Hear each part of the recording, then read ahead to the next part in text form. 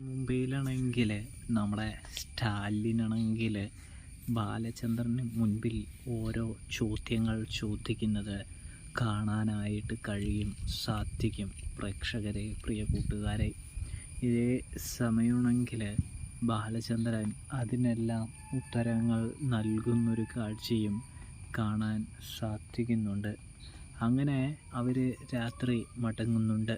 അങ്ങനെ മടങ്ങി ഗോവർദ്ധനാണെങ്കിൽ ഫ്ലാറ്റിൽ ചെല്ലുന്ന ആ സമയം ചോദിക്കുന്നുണ്ട്, ആരാണ് ഇയാൾ കാണാൻ നമ്മൾ എന്തിനാണ് ഇത്ര കഷ്ടപ്പെട്ട് വന്നത് എന്ന് ചോദിക്കുന്നത് കാണാനായിട്ട് കഴിയും.